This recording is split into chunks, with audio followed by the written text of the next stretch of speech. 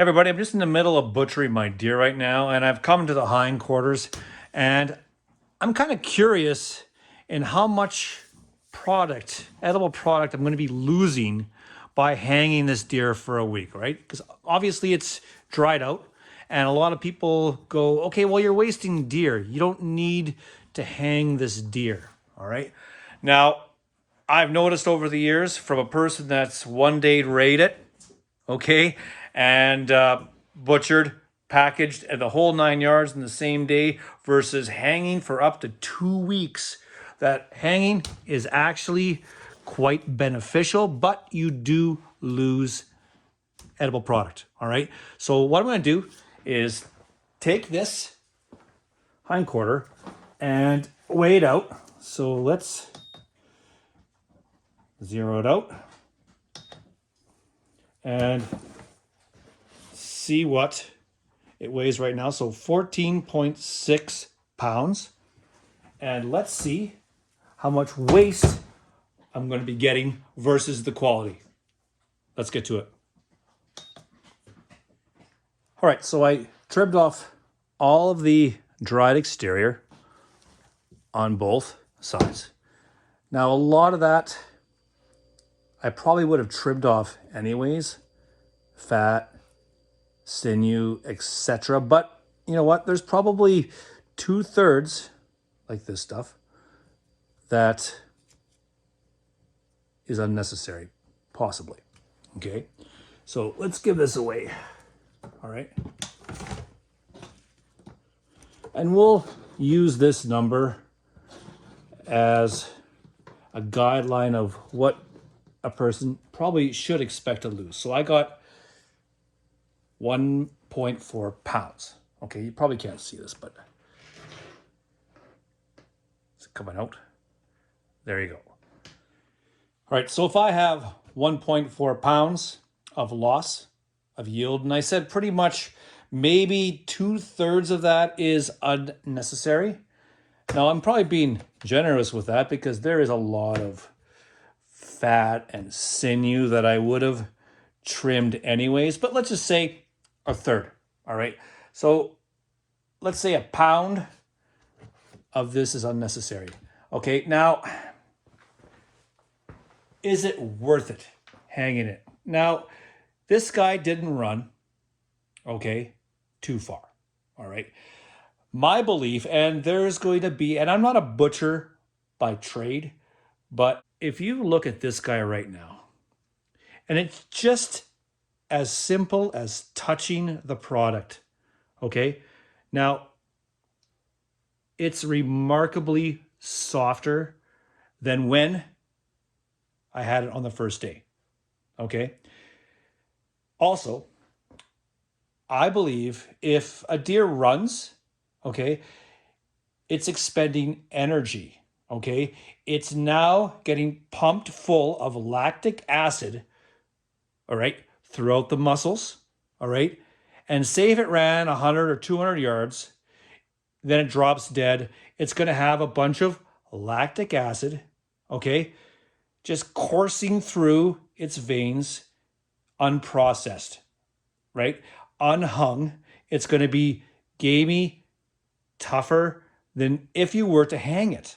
Okay. Now, that is one train of thought. Okay.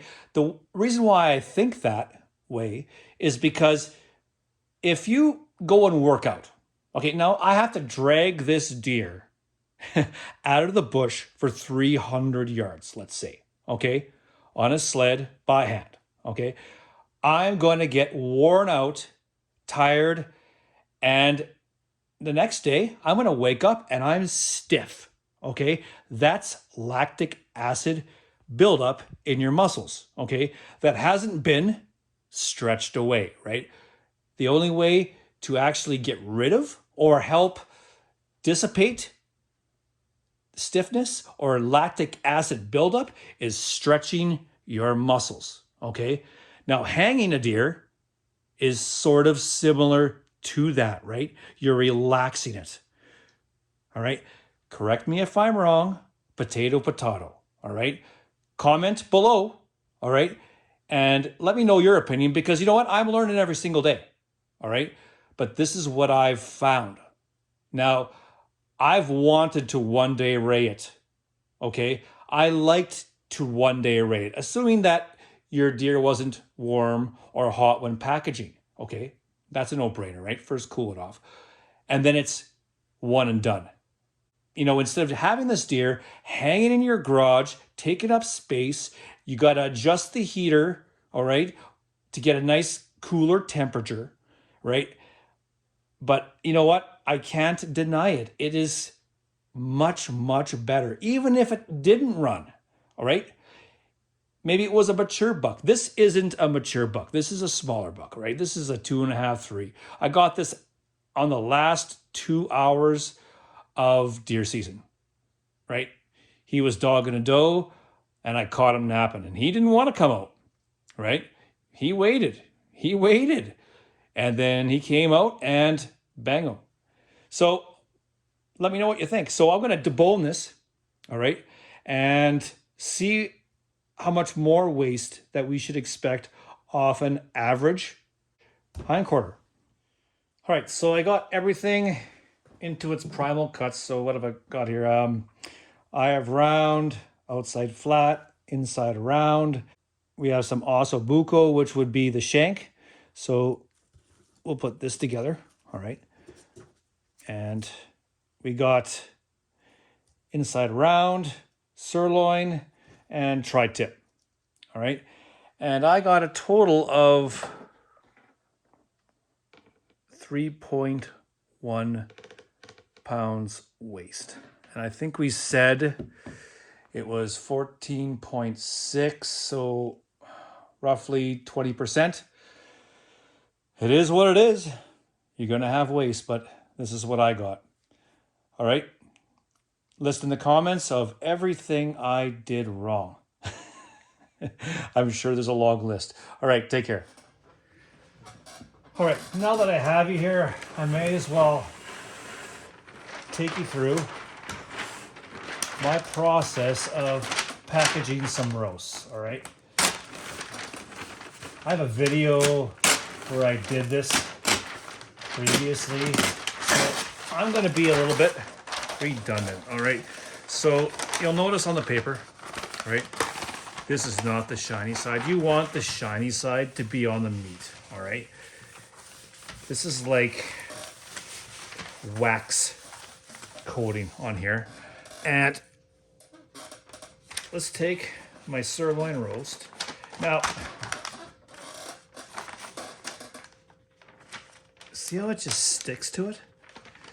Now, it's not as good as a vacuum sealer, I'm sure. But honestly, I like paper for roasts. And it's just like a Christmas present.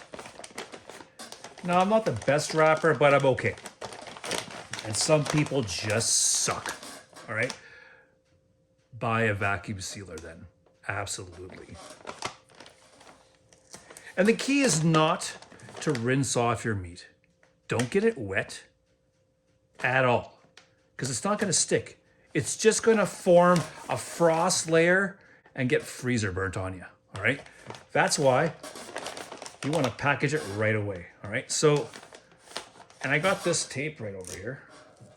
Now, I'm sure it's not necessary, but it's the freezer tape, you know, extra strength, I guess. I don't know, who's gonna be ripping into this and getting this all ripped up?